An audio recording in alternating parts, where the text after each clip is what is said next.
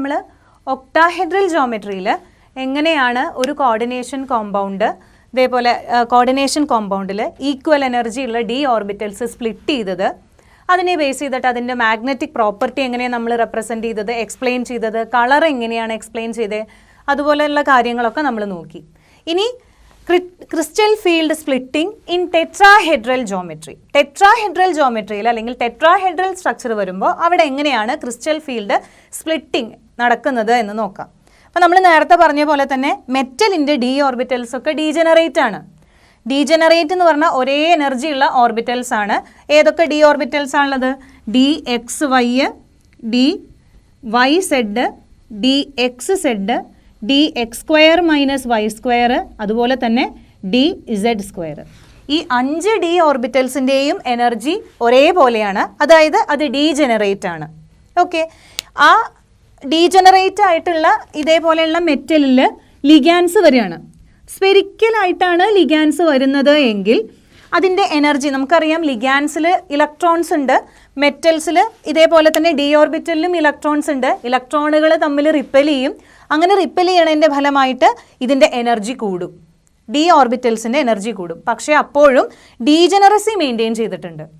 ഇങ്ങനെയുള്ള ഒരു മെറ്റലിൻ്റെ ചുറ്റും ലിഗാൻസ് വരുമ്പോൾ ടെട്രാഹെഡ്രൽ ആയിട്ടാണ് ലിഗാൻസ് വരണേയെങ്കിൽ, ടെട്രാഹെഡ്രൽ സ്ട്രക്ചർ എന്ന് പറഞ്ഞാൽ ഇങ്ങനെ എഴുതാം നമുക്ക്, ടെട്രാഹെഡ്രൽ ആയിട്ടാണ് ലിഗാൻസ് വരുന്നത് എങ്കിൽ എന്തുണ്ടാവും? നേരത്തെ പറഞ്ഞ പോലെ ഡി ഓർബിറ്റൽസ്, ഏതൊക്കെ ഡി ഓർബിറ്റൽസിൻ്റെ ലോബ്സ്, അതായത് ഈ ഡബിൾ ഡംബൽ ഷേപ്പാണല്ലോ ഡി ഓർബിറ്റൽസിന്.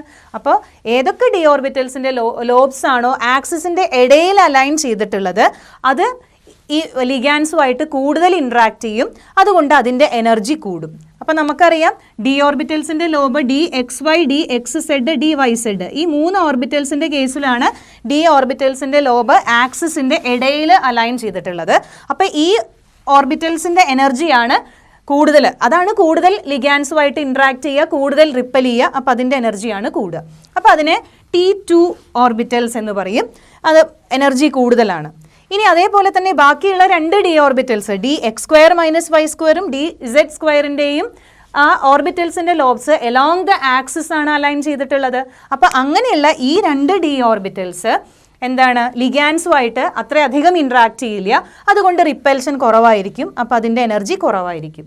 അപ്പോൾ 2 ഡി ഓർബിറ്റൽസിൻ്റെ എനർജി കുറവാണ്. അപ്പോൾ നമ്മൾ ഇ എന്ന് റെപ്രസെൻ്റ് ചെയ്തു.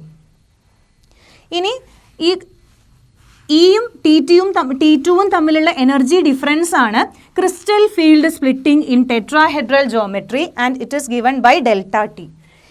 ഈ ലോവർ എനർജി ഇ ഓർബിറ്റൽസും ഹയർ എനർജി T2 ഓർബിറ്റലും തമ്മിലുള്ള എനർജി ഗ്യാപ്പിനെയാണ് നമ്മൾ ക്രിസ്റ്റൽ ഫീൽഡ് സ്പ്ലിറ്റിംഗ് എനർജി അല്ലെങ്കിൽ ക്രിസ്റ്റൽ ഫീൽഡ് സ്റ്റെബിലൈസേഷൻ എനർജി എന്ന് പറയുന്നത്. ടെട്രാഹെഡ്രൽ ജോമെട്രി ആയതുകൊണ്ട് ഡെൽറ്റ ടി എന്ന് നമ്മൾ റെപ്രസെൻ്റ് ചെയ്യുന്നു. അപ്പോൾ ഇത് നമുക്കറിയാം എന്താണ്, crystal field stabilisation energy in tetrahedral geometry calculate ചെയ്യാനുള്ള ഇക്വേഷനാണ് -0.6x plus 0.4y into delta T. ഈ ഡെൽറ്റ ടി എന്ന് പറയുന്നത് crystal field stabilisation energy in tetrahedral geometry. ഈ 0.6 3/5 എന്ന് പറയുമ്പോൾ 0.4, അത് അത്രയും ഇലക്ട്രോൺസ് ഇൻ ഇ ഓർബിറ്റൽസ് ആണ്. എക്സ് എന്ന് പറയുന്നത് number of electrons in e orbital.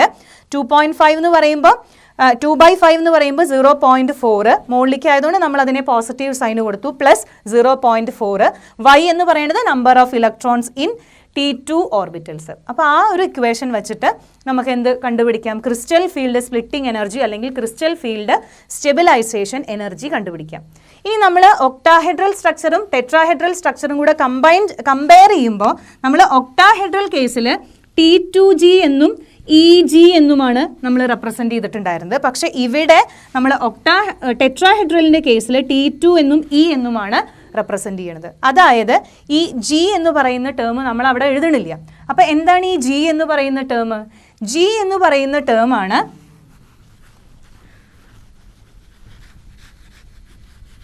Centre of symmetry. Centre of സിമെട്രിയെ കാണിക്കുന്ന ടേമാണ് G എന്ന് പറയുന്നത്. ഓക്കെ, അപ്പോൾ എന്താണ് സെൻറ്റർ ഓഫ് സിമെട്രി എന്ന് അറിയണം. അപ്പോൾ സെൻറ്റർ ഓഫ് സിമെട്രി അറിയാൻ നമുക്ക് ഒക്ടാഹെഡ്രലിൻ്റെ ഒരു എക്സാമ്പിൾ എടുക്കാം. അപ്പോൾ മെറ്റൽ ഇങ്ങനെയാണല്ലോ നമ്മൾ ഒക്ടാഹെഡ്രൽ സ്ട്രക്ചർ വരയ്ക്കുന്നത്. ഇവിടെയൊക്കെ ലിഗാൻസ്, ഒരു മോളിക്യൂളിന് സെൻറ്റർ ഓഫ് സിമെട്രി ഉണ്ട് എന്ന് പറയണമെങ്കിൽ നമ്മൾ എങ്ങനെയാണെന്നുള്ളതാണ്. ആ മോളിക്യൂളിൽ ഒരു ഇമാജിനറി പോയിന്റ് നമ്മൾ അസ്യൂം ചെയ്യാണ്, അതിലൊരു ഇമാജിനറി പോയിന്റ് ഉണ്ട്. ആ പോയിന്റിൽ നിന്ന് ഈക്വൽ ഡിസ്റ്റൻസ് മുകളിലേക്കും താഴത്തേക്കും വരുമ്പോൾ ഒരേ ഗ്രൂപ്പ് തന്നെയാണോ മീറ്റ് ചെയ്യണത് എന്ന് നോക്കുക. അങ്ങനെയാണെങ്കിൽ അത്തരം മോളിക്യൂൾസിന് സെൻറ്റർ ഓഫ് സിമെട്രി ഉണ്ട്.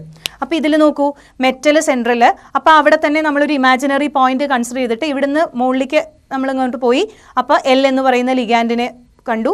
അതുപോലെ അവിടുന്ന് താഴത്തേക്ക് അതേ സെയിം ഡിസ്റ്റൻസ് നമ്മൾ താഴത്തേക്ക് വന്നപ്പോൾ അവിടെയും എൽ എന്ന് പറയുന്ന ലിഗാൻഡ് ഉണ്ട്. അതുപോലെ തന്നെ ഇവിടുന്ന് നോക്കിക്കഴിഞ്ഞാൽ ഇവിടുന്ന് ഇങ്ങോട്ട് നമ്മൾ പോയി, ഇങ്ങോട്ട് പോകുമ്പോൾ നമുക്ക് എൽ ലിഗാൻഡിനെ മീറ്റ് ചെയ്യും. അതുപോലെ അത്രയും ഡിസ്റ്റൻസ് നമ്മൾ ഓപ്പോസിറ്റ് ഡയറക്ഷനിലേക്ക് വന്നാൽ അവിടെയും എൽ എന്ന് പറയുന്ന ലിഗാൻഡിനെ മീറ്റ് ചെയ്യും. അതായത് ഈ പോയിന്റിനെയാണ് സെൻറ്റർ ഓഫ് ഇൻവേർഷൻ അല്ലെങ്കിൽ സെൻറ്റർ ഓഫ് സിമെട്രി എന്ന് പറയുന്നത്.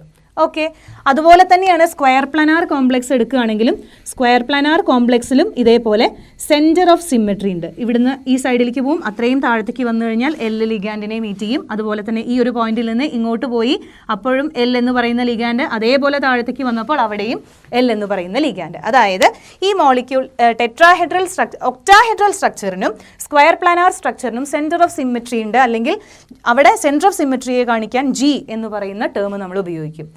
നേരെ മറിച്ച് ടെട്രാഹെഡ്രൽ സ്ട്രക്ചർ ആണെങ്കിൽ ഇവിടുന്ന് നമ്മൾ ഈ ഒരു സ്ട്രക്ചർ, ഇതാണ് ടെട്രാഹെഡ്രൽ സ്ട്രക്ചർ. അപ്പോൾ ഇവിടുന്ന് നമ്മൾ മുകളിലേക്ക് പോകുമ്പോൾ എൽ എന്നുള്ള ലിഗാൻഡ് ഉണ്ട്. അതേപോലെ ഓപ്പോസിറ്റ് ഡയറക്ഷനിൽ നമുക്ക് താഴത്തേക്ക് വരുമ്പോൾ എൽ എന്ന് പറയുന്ന ലിഗാൻഡിനെ മീറ്റ് ചെയ്യണില്ല. അതായത് ഈ മോളിക്യൂളിൽ ടെട്രാഹെഡ്രൽ മോളിക്യൂളിന് സെൻറ്റർ ഓഫ് സിമെട്രി ഇല്ല. സെൻറ്റർ ഓഫ് സിമെട്രി ഇല്ലാത്തത് കൊണ്ടാണ് നമ്മളിവിടെ ജി എന്നും T2G എന്നും EG എന്നും നമ്മൾ എഴുതാത്തത്. ഓക്കെ, അപ്പോൾ ഇതാണ് ടെട്രാഹെഡ്രൽ ജോമെട്രിയിൽ ക്രിസ്റ്റൽ ഫീൽഡ് സ്പ്ലിറ്റിങ്ങിലും ഉള്ള ഒരു ഡിഫറൻസ്. നമ്മൾ എനർജി എഴുതേണ്ടത് E എന്നും T2 എന്നുമാണ് എഴുതുക. അതേപോലെ എന്താണ്, ഓർബിറ്റൽസ് ലിഗാൻഡുമായിട്ട് ഇൻട്രാക്ട് ചെയ്യുമ്പോൾ റിപ്പൽ ചെയ്യണത് തന്നെയാണ്. പക്ഷേ ആ ജോമെട്രിയിൽ സെൻറ്റർ ഓഫ് സിമെട്രി ഇല്ലാത്തത് കൊണ്ട് നമ്മൾ എന്തില്ല, EG എന്നും T2G എന്നും എഴുതില്ല. ആ G എന്നുള്ള ടേം കാണിക്കുന്നത് സെൻറ്റർ ഓഫ് സിമെട്രിയാണ്. അപ്പോൾ അതുകൊണ്ട് ഈ G എന്നുള്ള ടേം നമ്മളിവിടെ എഴുതേണ്ട ആവശ്യമില്ല. അപ്പോൾ ഈ ഇക്വേഷൻ നമ്മൾ നേരത്തെ പറഞ്ഞിട്ടുള്ള ഇക്വേഷൻ വെച്ചിട്ട് ക്രിസ്റ്റൽ ഫീൽഡ് സ്റ്റെബിലൈസേഷൻ കണ്ടുപിടിക്കാം. പിന്നെ ഒരു കാര്യം നമ്മൾ ഓർക്കേണ്ടത് എന്താണെന്ന് വെച്ചാൽ crystal field splitting in case of tetrahedral complex is equal to 4/9 delta O. അതായത് ഒക്ടാഹെഡ്രൽ കോംപ്ലക്സ്, അതിനാണ് ഒക്ടാഹെഡ്രൽ ജോമെട്രിയിലാണ് കൂടുതൽ crystal field splitting. Crystal field splitting കൂടുന്നതിനനുസരിച്ച് ക്രിസ്റ്റൽ ഫീൽഡ് സ്പ്ലിറ്റിംഗ് എനർജി അല്ലെങ്കിൽ ക്രിസ്റ്റൽ ഫീൽഡ് സ്റ്റെബിലൈസേഷൻ എനർജി എന്നാണ് നമ്മൾ പറയുക. അപ്പോൾ ഒക്ടാഹെഡ്രൽ ആണ് കൂടുതൽ CFSE ക്രിസ്റ്റൽ ഫീൽഡ് സ്പ്ലിറ്റിംഗ് ഉള്ളത്. അതിൻ്റെ 4/9 ടൈംസാണ് എന്തിനുള്ളൂ, ടെട്രാഹെഡ്രൽ ജോമെട്രിയിൽ ക്രിസ്റ്റൽ ഫീൽഡ് സ്പ്ലിറ്റിംഗ് ഉള്ളൂ. ഓക്കെ, ആ ഒരു കാര്യം കൂടി നമ്മൾ ഓർത്തു വയ്ക്കണം.